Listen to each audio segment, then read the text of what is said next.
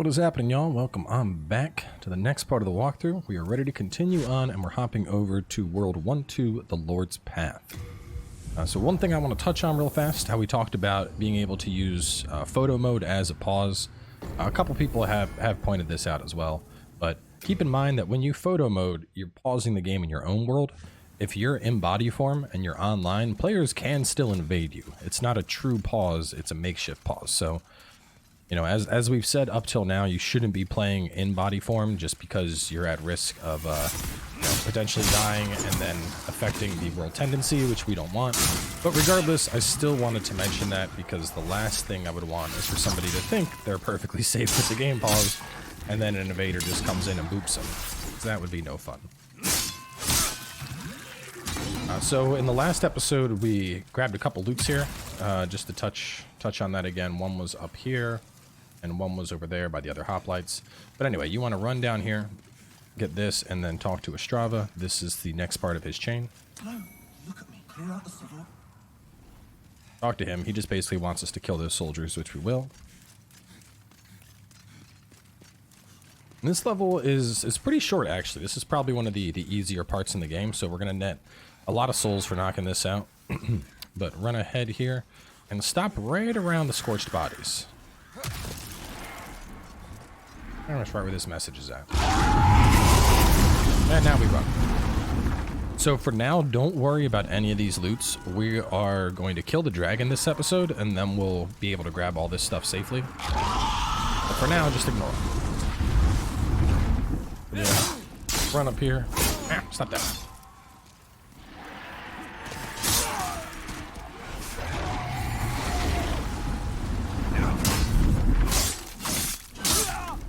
You'll notice we're still using that the Crescent Falchion, even though we're not a magic build, just because the split damage on this is so incredibly strong. So it's going to really help us just kind of shred through content this early in the game.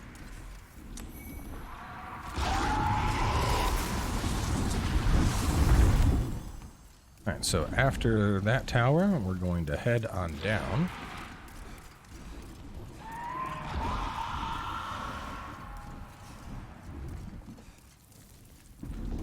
Now we're going to work our way towards Ostrava, and there's just a bunch of enemies we're going to fight and a couple items.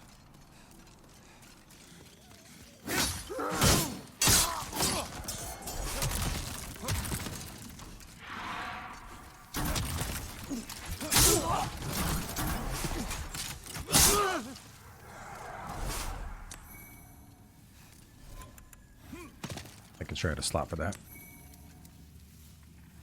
Pop this.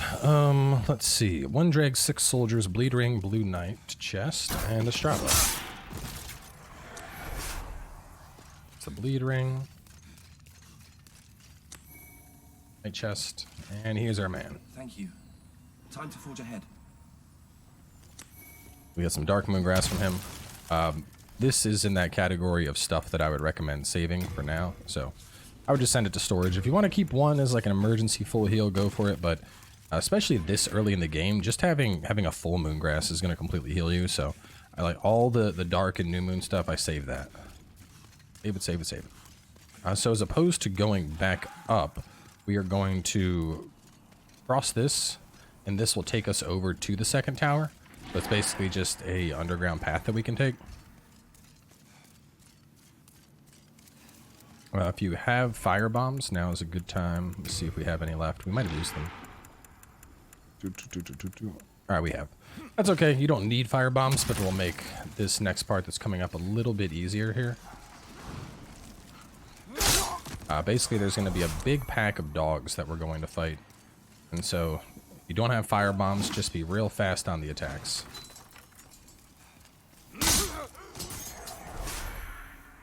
So don't go sprinting, don't go rolling into it.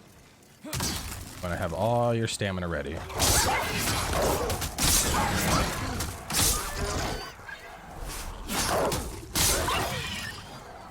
There we go. So we lost a little bit of health, but we did not die. And that's probably the most risky part here, is just fighting all those guys. It's very easy to get overwhelmed with the sheer number of enemies there. It's like 5 or 6 all on you at the same time. 5 dogs. So we got the grass, the soldier, and our merchant. Hope you find some. So here is where we can pick up the claymore. So you can see 6,000 souls. And the claymore, it's, as I mentioned, it's identical in its moveset to the bastard sword. So I would suggest trying out the bastard sword. If you like the moveset of that, the claymore is just a better version. It weighs more, but the reach on it is astounding, and it's an absolutely awesome weapon. If you're going for a strength or a quality build, this is a really solid choice that you just can't go wrong with. So something to keep in mind. It's a little bit pricey, but this weapon could easily carry you to the end of the game if you're upgrading it properly. Hard times, eh? So anyway, go back this way. We're going to go up top. There's going to be some enemies that we'll need to fight right when we get up here. Guys that were basically waiting to ambush us how we run across properly.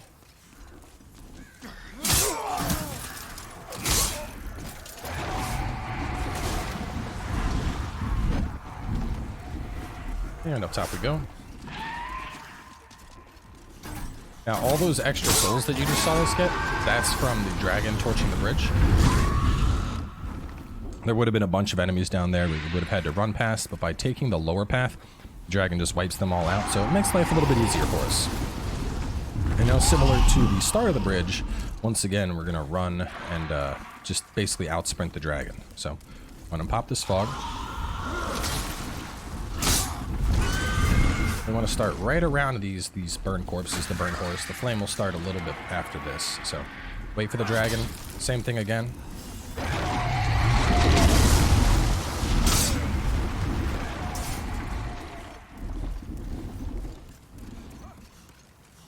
And just keep running.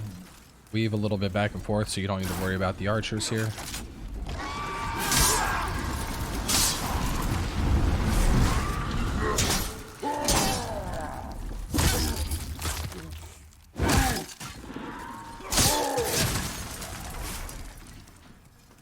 Right. Now I'll take down this knight.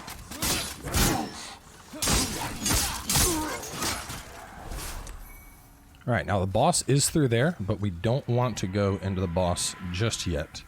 Let's see, first, corpse the grass in the safe spot after flame run, kill full soldiers and 2 blue knights.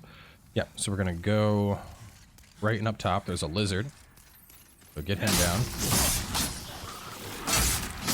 And keep in mind, since we already killed one boss, this lizard can respawn. So you can, anytime you kill a lizard and then you kill a boss, the lizard will respawn. So the lizard back in the first area, that could be respawned by now. After we kill the tower knight, we can get that lizard to spawn 3 times. And I wouldn't worry about getting every single lizard in the game for every boss spawn, but anytime that you're a little low on upgrade materials, that's when you're going to be like, okay, you know what? Let me farm that lizard for a little bit. So grab those items, go over here and grab this stuff as well.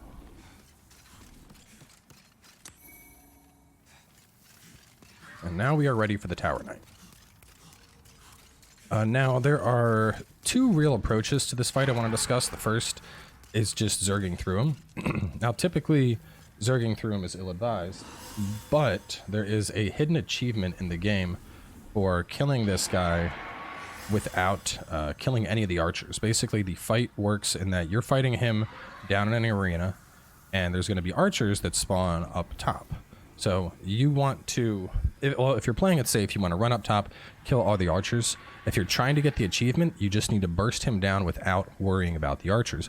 But there is a way that we can do to make this a little bit easier. So we're actually going to switch over to our battle axe here, even though it's a little bit weaker. We're going to be using the the pine resin to buff it up some. As for the Tire Knight himself, this fight's pretty simple. All you're going to need to do is just whack at his ankles. After you deal enough damage, he'll start shooting out like soul energy from them, and then he'll fall down, and then you just beat on his head. So what we're going to do is we want to make sure we have our thief ring on. This is going to help reduce detection from the archers, and we're going to run to the back of the arena here. If you take a hit, don't worry about it. Just run for now. I'm gonna get right around back here. Now, we're not universally protected from the archers, but with the thief ring on, we're far enough away that a lot of the archers won't actually target us back here. As you'll notice, we're not really being shot at by them. So We're going to wait for him to get a little bit closer. And now we're going to go up and we're just going to beat on his ankles. I'd also suggest you do this fight unlocked. Don't even worry about locking onto this guy. Just stay behind him and do what you can. Roll away when he does the shield slam, of course.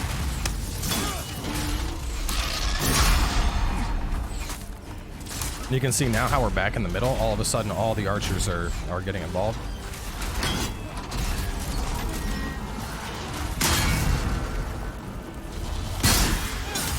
Alright, so that ankle's good. And it's going to make this fight a little bit harder because we are trying to get the achievement. If you're not worried about the achievement, or if, say, you want to wait and do the achievement in New Game Plus, instead you can just simply run up top. You can kill all those archers, and then you can fight him. But you might as well try and get the achievement while we're here, right? Trying to lure him a little bit deeper into here. Make them archers less of a pain. Actually, let me go back to the...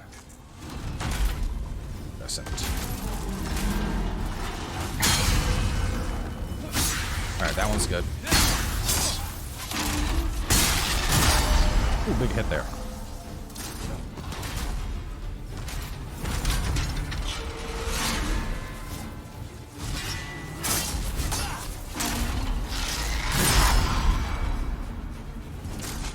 And when he's about to fall, make sure you back off. I'll tell you when it's going to happen. It's pretty easy to notice.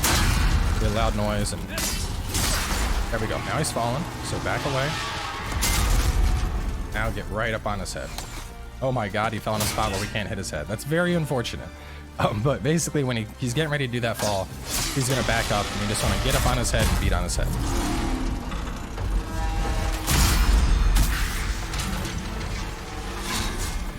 Now it's the same thing. We just attack the ankles.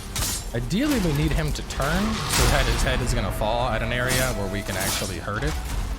So come on, turn around, big guy. In a weird spot here.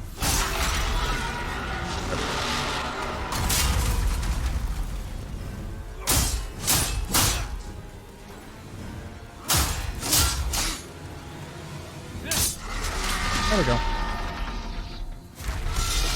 So if you killed him like this, you should get the achievement One Will Fall. You'll also get the achievement for killing the Tower Knight, obviously. Well, you'll get the hidden achievement for killing him without killing any of the archers. But with the fight done, go ahead and just sprint through this. This is where all the archers would have been. There's a couple little pieces of loot that we can pick up, so we're going to grab all that real fast.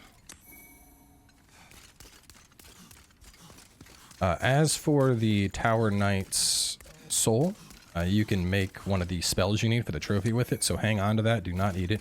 It's actually a really nice spell. It's called Warding, and it gives you a pretty hefty defensive boost. So since we're playing as a Temple Knight, and we already have a fair amount of faith, it's actually not a bad spell to put on. You'll have to upgrade your attunement limit to be able to equip it this early, but very, very solid spell. It'll make you quite tanky, easily tankier than just like stacking up armor. I think it's like a 75% damage reduction or something along those lines. Might be 40. I know there's two tiers. I think protection is 40, warding is 75. So we looped the area for souls and grass. Warding spell. Alright, let's touch the Arkstone here. And then we're going to hop back to the Nexus.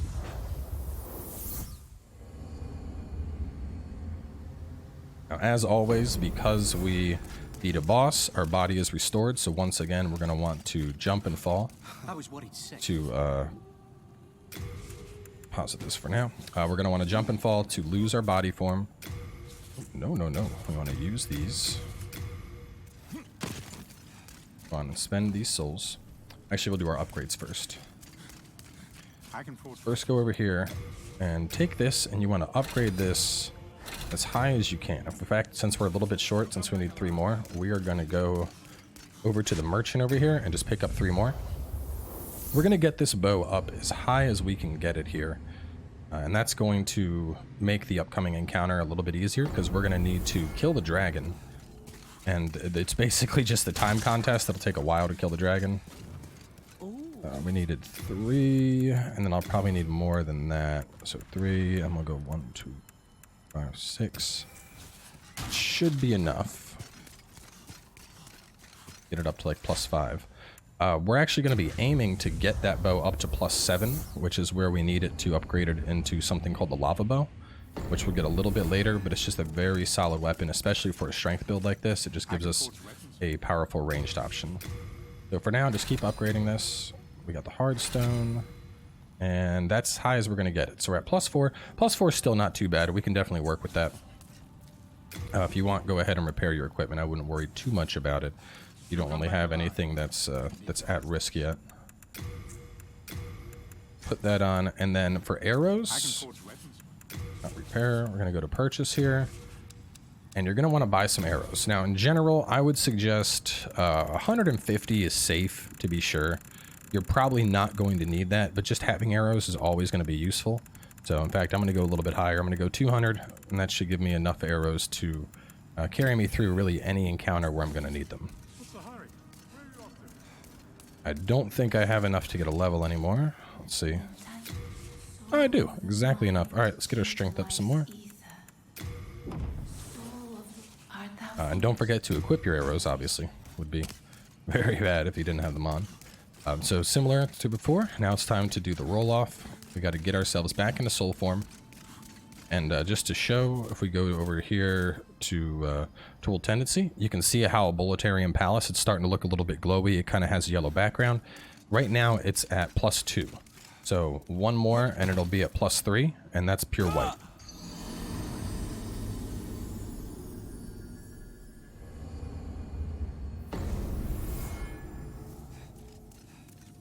So run up there, grab any souls you got left over. Maybe we didn't really have much, but I don't like leaving the bloodstain.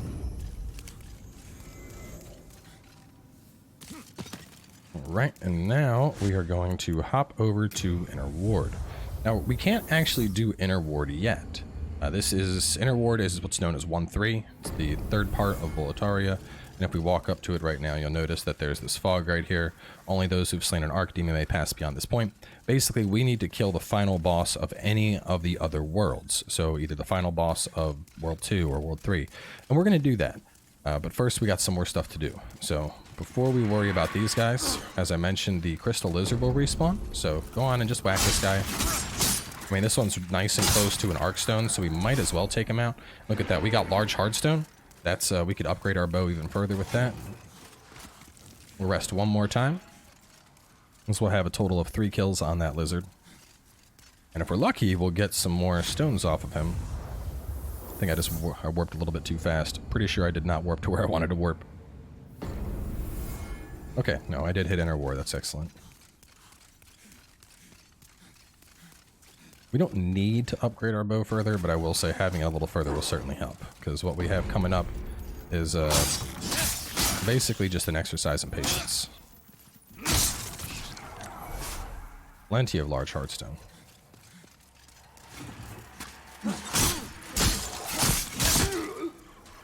Now these knights right here, they're going to consistently drop half moon grass, and they give a fair amount of souls, not a ton, but for an early farming spot, this is probably going to be one of your better spots. You're not getting a ton here, but being able to just kill these couple enemies, you know, you'll get 4 half moongrass every run, and you can just go right there to reset. So it's a pretty safe spot to farm if you're trying to get loaded up on healing consumables, especially at this point in the game. But we're going to go ahead and start this with the +4. We should be beefy enough, but we'll warp to the other one, which will be a little bit easier to do this from. So we go back to the Lord's Path.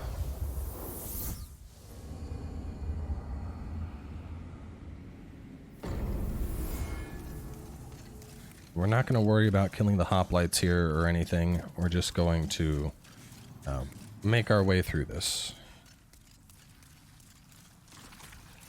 And if you want, you can kill them. But the goal right now is to kill the dragon and get all the loot associated with the dragon. So I'm going to show how to do this. I'm going to get it started, basically. And then after that, we are going to... basically, I'm going to cut a bunch of footage here because this is a little bit tedious. Let's let them fly on up and torch all these bodies. And then we'll run through.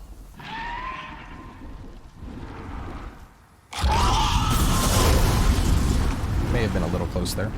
There are actually strategies where you can sit, and you can basically right where I was, and with careful positioning, you can hit the dragon's tail right as he swings past. It's very tight, but you can actually do this with melee.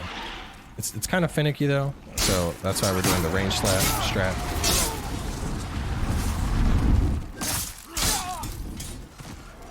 So from this tower, the dragon cannot hurt us. We're perfectly safe. You can sit here, have a party, do whatever you want. Hop over to options, and I would suggest switching this over to press. And what you're going to do is pull up your aim, and you're just going to hit the dragon as he goes past. Now the best way to do it is to shoot right when he starts the fire breath.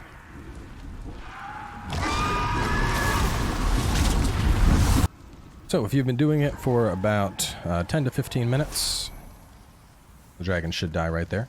Just to show where I was aiming at again, from right here, you see that banner right there? That's roughly where I'm going to be shooting. After doing that, the dragon dies, and as you can see, we get a bunch of souls for knocking that out as well. So over here, let's hop back to controls and put this onto hold. Get that back, and then we're going to head down, and now we're going to grab all the loots that were on this bridge. So lots of goodies for us to pick up. Get to the start here. I believe that's the first one. Yes, okay. So we're going to grab all this. And then when we warp, the world is actually going to be in a pure white tendency. Now, if we look right now, you'll notice we won't be able to see it yet. We're still at +2, and that's because we haven't reset the world state. But once we warp or go back to the Nexus, the world tendency is going to jump up.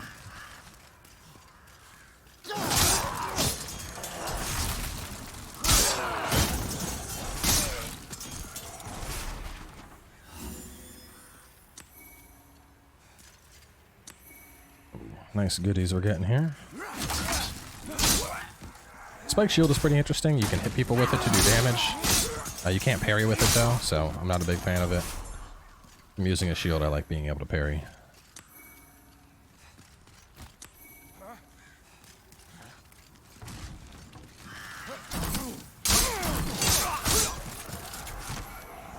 You should get a fair amount of grass for doing all this as well.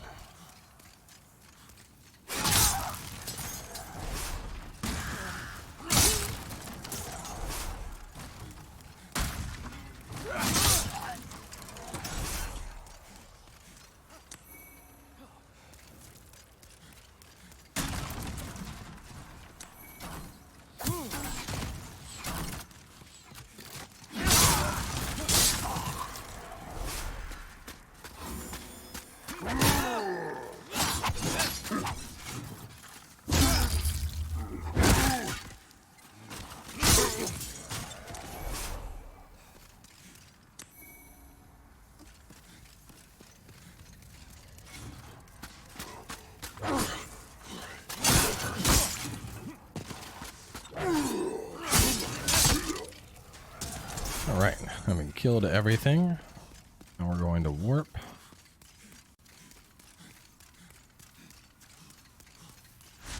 Which actually, we'll go to the Nexus and spend these souls real fast.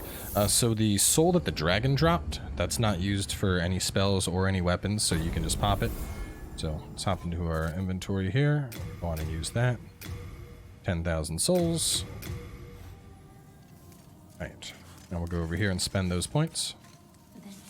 I'm going to still work on getting strength. Ideally, I want to get my strength to around 30. That's a really nice stopping point for strength. Art thou finished? Now we're going to go over to the, let's do Lord's Path.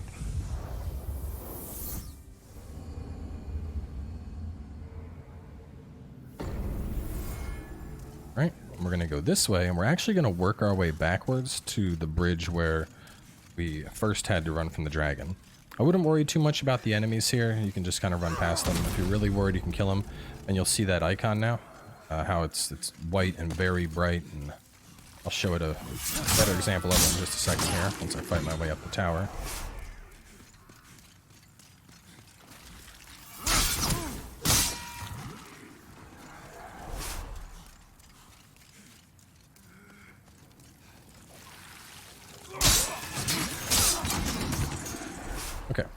So hopping over, you can see how it is like pure white and glowing almost. That is what is pure white world tendency, how it has that aura around it. And so now there are some events we can do in the world.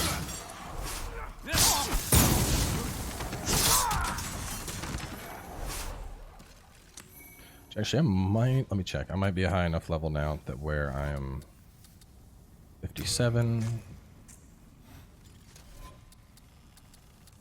133. So I'm catching up. Not quite there yet, but the battle axe is catching up. This way, all right. And you will have to fight your way down this bridge. We're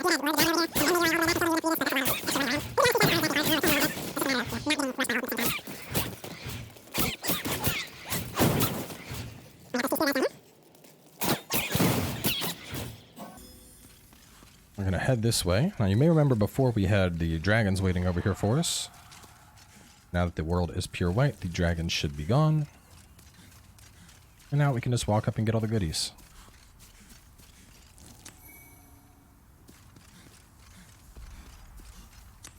Purple Flame Shield is an excellent tower shield to use against flame-based attacks, especially in World 2. The bosses against World 2, it'll help you out a lot.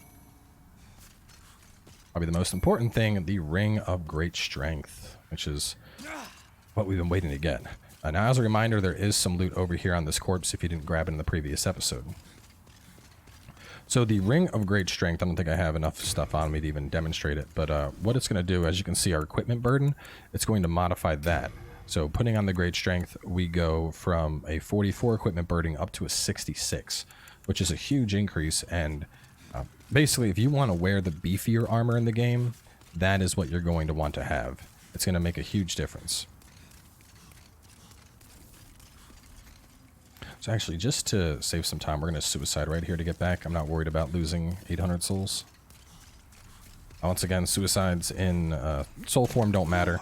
You know, as long as we're not in body form, which even then, the world is now pure white. So we are going to shift the world towards pure black to do that stuff, but we'll wait to do it a little bit later.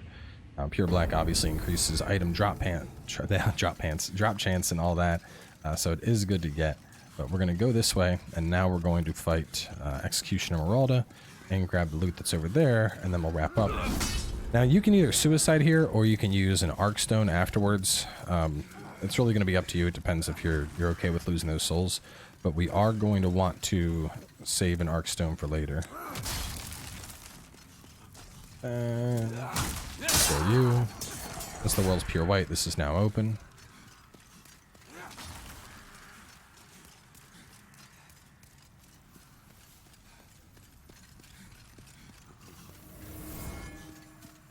Swear I heard the lizard. I don't know where he just ran off to. You. First thing it's going to do is it's going to summon three phantoms right here. We killed the one. There's the lizard. Get back here. Try and route it off, because the lizards, if they run off the cliff, you're not getting any loot.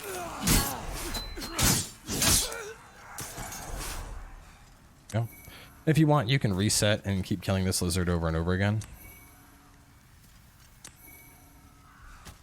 I'm going to leave it up to y'all to decide when you want to get your lizards. I mean, I like to get lizards on a case-by-case basis, you know. If I don't need those upgrade mats at a particular time, I won't worry about it.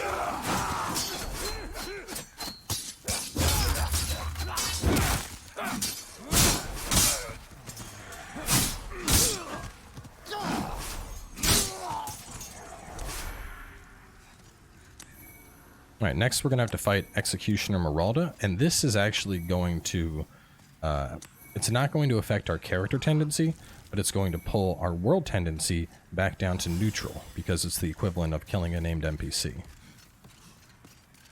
should be right inside. We're going to go inside here and then back out.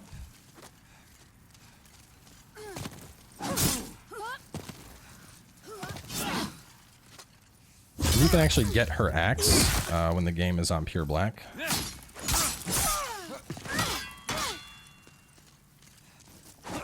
Ooh! Ooh! Ooh! Her armor is a female exclusive armor. Get my health up here.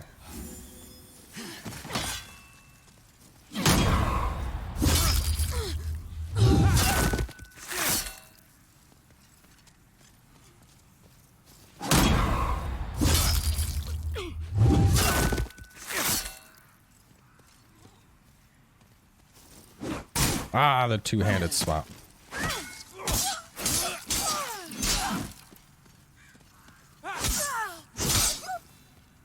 So even though this, well, and you'll notice our world tendency won't shift just yet. It won't shift until after we warp again. But, you know, this is the last pure white thing we need to do here. So we're not worried about our tendency shifting. And then we'll run down here and grab this. And then we'll go down here and we'll grab the thickness. When you're going down the ladder, if you hold circle, you'll notice we're moving a little bit faster.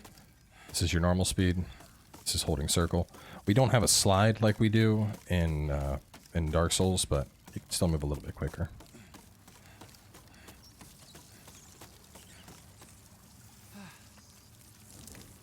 All right, send that to storage. That is the brushwood shield and the brushwood set. Kind of like this game's equivalent of the Havel armor. Very beefy set.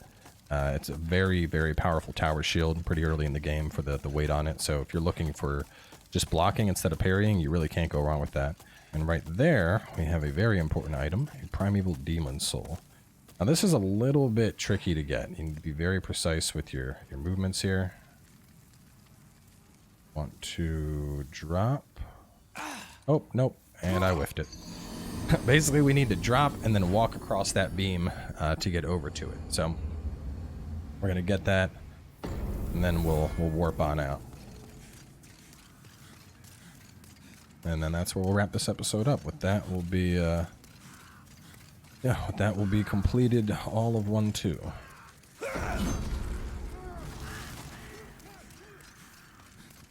Now, since we're done the white tendency events, if you want, you could put this world towards black. After killing her, we're at 0. So if we were to die in body form 3 times, the world would be in pure black, and it's going to drastically increase loot chances. So farming the hoplites, for example, you'll have a better chance at getting the upgrade materials off of them.